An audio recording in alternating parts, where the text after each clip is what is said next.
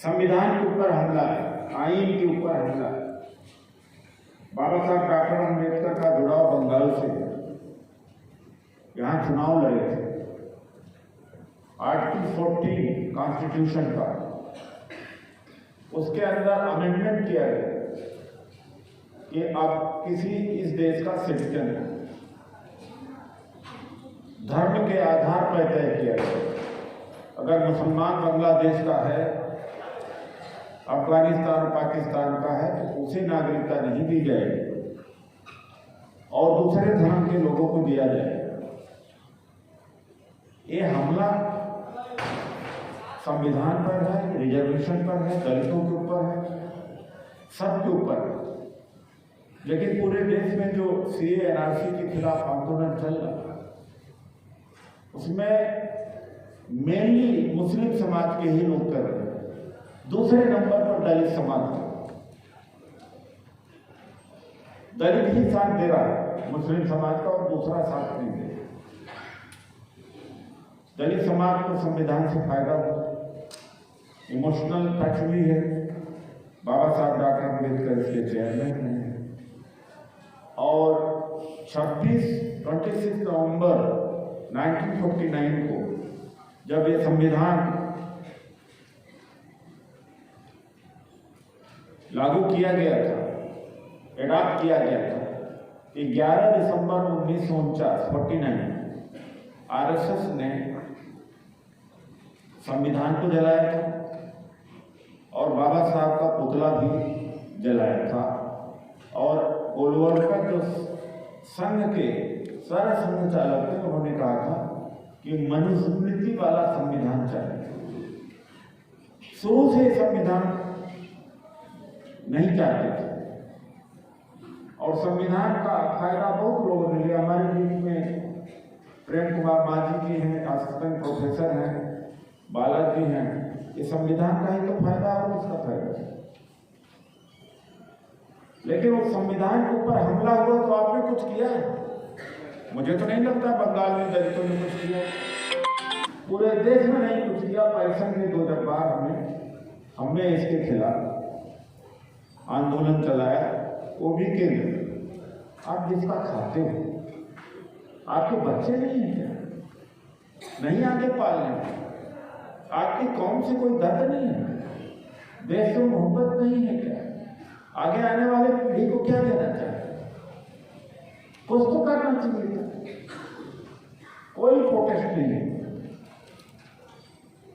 ये बहुत तकलीफ की बात है। मुस्लिम समाज आज अकेला पड़ा है। मैं 6 जनसभा करके आया हूँ बिहार। आज एक सभा और मुझे बंगाल में ही करना।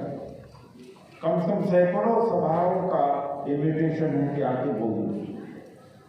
और जहाँ बोलता हूँ तो, जहाँ भी जाता हूँ तो देखता हूँ तो मुस्लिम समाज अकेला पड़ा हुआ। हमने कहा इसके लिए तुम जिम्मेदार हो। दलितों के साथ तुमने नहीं खड़ा है। जब उसका रिजर्वेशन खत्म हुआ, उसकी हत्या हुई, बलात्कार हुआ, घर जला दिया गया, छुआछूत हुआ, भागीदारी उसकी जब गई, तो मुस्लिम तो नहीं खड़ा हुआ दलित के साथ। तो एकाएक दलित मुस्लिम के साथ नहीं खड़ा हो पाएगा, थोड़ा समय लगेगा। पूरे देश की हालत है। और जितने सीए एनआरसी के खिलाफ इस देश में एजुकेशन चल रही है, बीजेपी बड़ी खुश है क्योंकि चेहरा मुस्लिम का दिख रहा है। जो ख्वातीन बैठी, जो महिलाएं बैठी हैं बोरा में बैठी, जो मर्द बैठे हैं कुर्ती में बैठे हैं। एक आम आदमी चलते फिरते भी कहता है तो मुसलमान इकट्ठा हो, और आरएसएस बीजेपी वो काम सूची कर लेते हैं, ये मुसलमान इकट्ठा हो गए। इसीलिए जब दिल्ली के अंदर शाहीन बाग हुआ तो मैं वहां गया। हमने कहा आप किनके नेता बुलाते? बनर्जी, चटर्जी, ब्राह्मण, भूमिहार, उन लोगों के लीडर्स के साथ आपने काम किया, उस समाज के साथ काम किया, और उसी समाज की वजह से बीजेपी आरएसएस चल रहे हैं। जो समाज आपके खिलाफ है, उन्हीं के नेताओं को आप देते हो, समय देते हो, इज्जत देते हैं।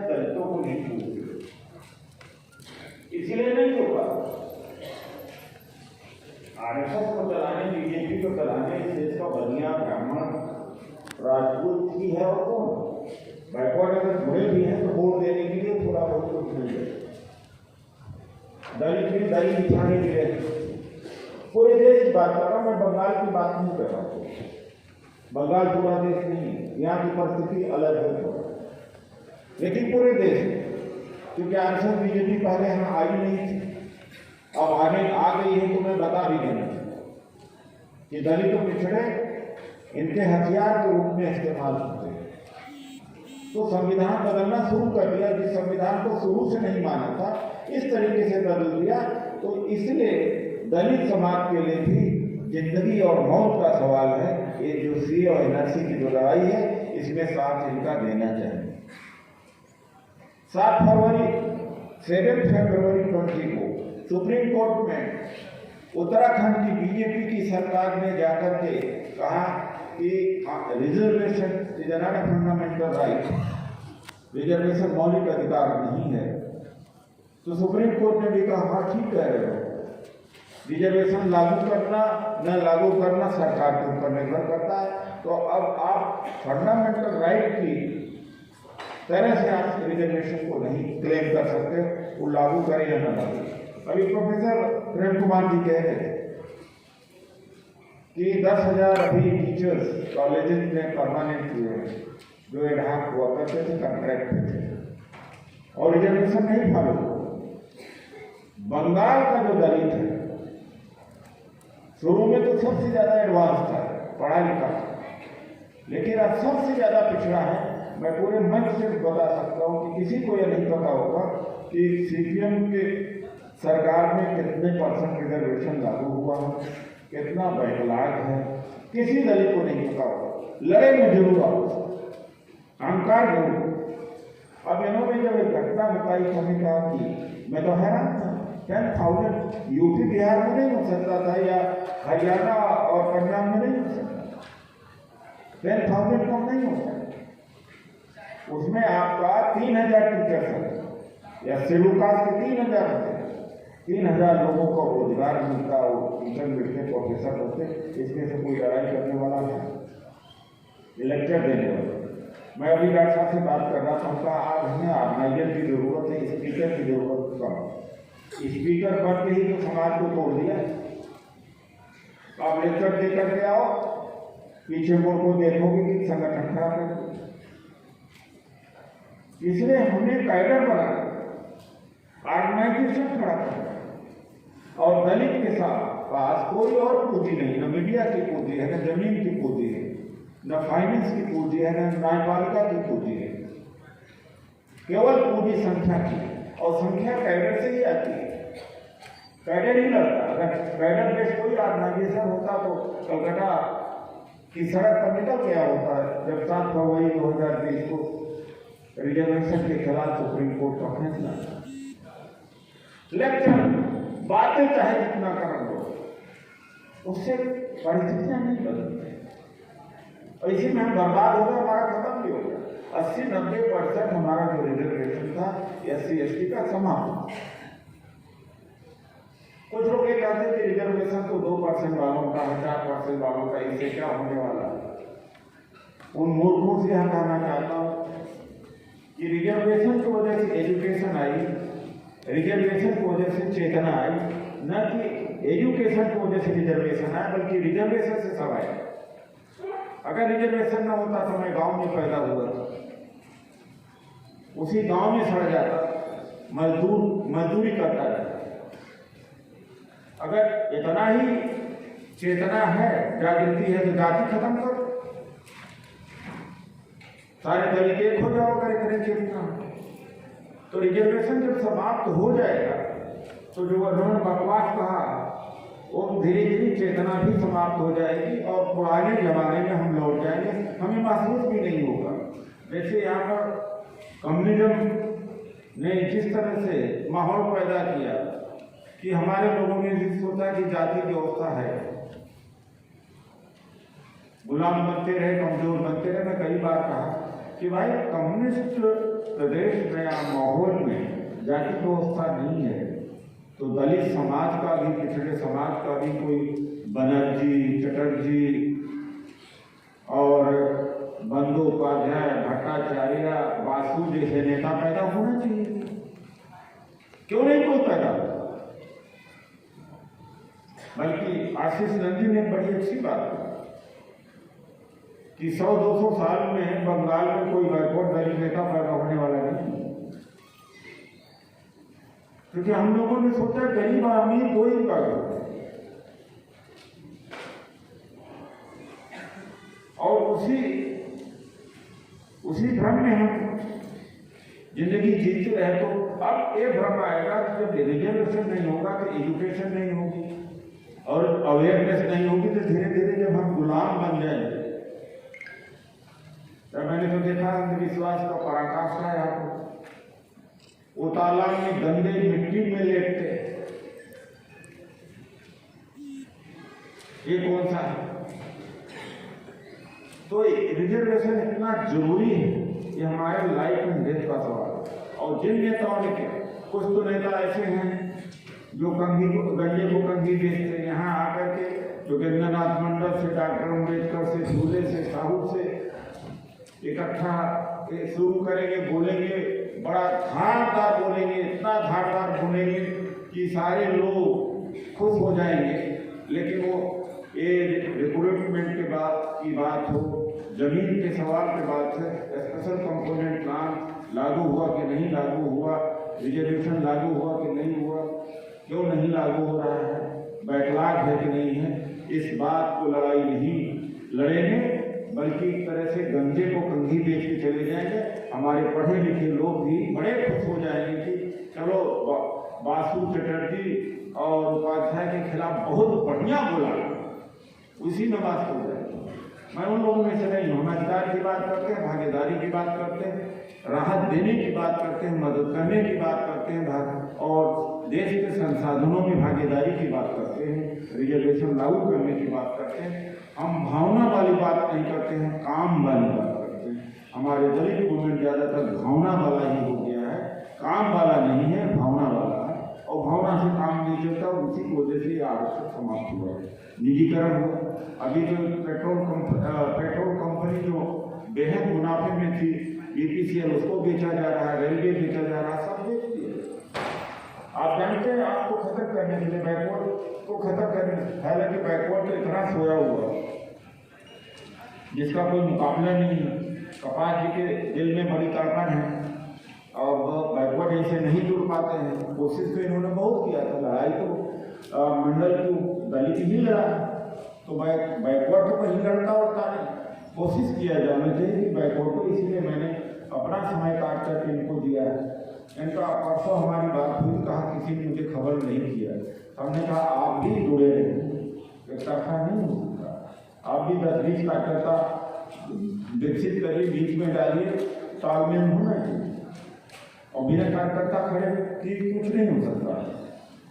तो अभी हमारे साथी ओम सुधा ने ये कहा कि जैसे सुप्रीम कोर्ट का जजमेंट आया है आरक्षण समाप्त करने का, मैंने अपने स्टाफ को कम किया, खर्च को कम किया। हमारे पास फंड नहीं है, हम सुप्रीम कोर्ट नहीं जा सकते, हम आरक्षण को बचाने में सफल नहीं हो पा रहे। तो मंच पर जो लोग हैं, सामने जो लोग, जितना स्वेच्छा से हो सकता है आप हमारे हेडक्वार्टर के अकाउंट में भेज दीजिए, और आपको नंबर सर्कुलेट कर दिया जाता है कि भाई जी को दे दिया जाएगा। क्योंकि बिना आर्थिक मदद के लिए कोई 1000 भी दे दे, 500 दे, 10,000 दे दे, जो भी दे दे, इकट्ठा करके हम उसकी लड़ाई लड़ेंगे। ये आपकी लड़ाई है। मैं नहीं कहता कि दुर्गा पूजा मत करो, गरीब से गरीब आदमी 5,000, 10,000 या 2,000 दुर्गा पूजा में खर्च कर देता कि नहीं कर देता? करता। अगर दुर्गा जी ने एक कोई कांस्टेबल बनाया हो, टीचर बनाया हो, तो मुझे बताया। बाबा साहब डॉक्टर अम्बेडकर की वजह से अधिकारी बने, कर्मचारी बने, MLA बने, BDO बने, BDC मेंबर बने, या MP बने, मिनिस्टर बने। उनके लिए कितना देते हो? और कुछ लोग करते भी हैं कार्यक्रम तो अपनी खुशी को लेकर के अपनी संस्था बना के खड़े होते हैं कि हम भी अम्बेडकर का मिशन चला रहे हैं, बौद्ध का मिशन चला रहे हैं, लेकिन उसके परिणाम तो नहीं है। वो आप इतना ताकतवर तो नहीं हो पाए कि आप केंद्र सरकार के ऊपर दबाव बना सके या यहाँ की स्टेट गवर्नमेंट को दबाव बना सके कि ममता बनर्जी के खिलाफ आंदोलन कर सके कि 10,000 जो टीचरों की आपने भर्ती की है जिसमें रिजर्वेशन नहीं लागू किया है, हम आपके खिलाफ खड़े होते हैं। तो यहाँ हम जिम्मेदारी देते हैं सुब्रत बातू जी को, जिम्मेदारी देते हैं मांझी जी को, और हम अपना व्हाट्सएप पर अकाउंट लोग सीधा डाल देते हैं आजकल, वो बिल्कुल अकाउंटिंग सिस्टम में गड़बड़ी हो नहीं पाती। तो अकाउंट आपको व्हाट्सएप पर सब सर्कुलेट करते हैं, जिसकी जो शिक्षा होगी आप उनकी मदद कर दीजिएगा इस केस को लड़ने के लिए।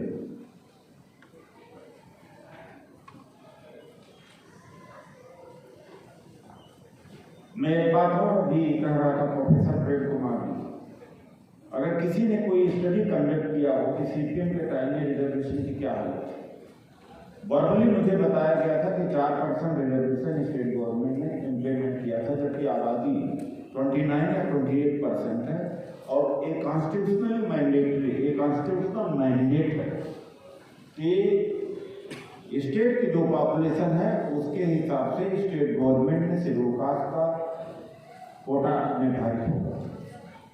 अगर किसी ने स्टडी किया हो, रिसर्च किया हो तो ये जानकारी देने की जरूरत है। वर्तमान में कुछ भला हो जाएगा, आपके सीधे बेटे का भला नहीं होगा, आपके भाई का नहीं होगा, लेकिन किसी न किसी गांव के आदमी का होगा, बिरादरी को होगा, इनमें से आप लोगों का। आप सोचते कि हमारी तो बीत गई, हमारी तो कट गई, हमें क्या फायदा मिलने वाला है, लेकिन किसी न किसी को फायदा मिलने वाला है। इस बात को आप लोग कहिए, यही मैं आप लोगों से सपोर्ट करना चाहता हूँ, मैं सपोर्ट चाहता हूँ। आज दुनिया वीमेंस डे मना रहा है, लेकिन भारत के मामले में इस देश के महिलाओं को जिन्हें अपना आइडियल बनाना चाहिए था, प्रेरक बनाना चाहिए था, उनको जानती भी नहीं।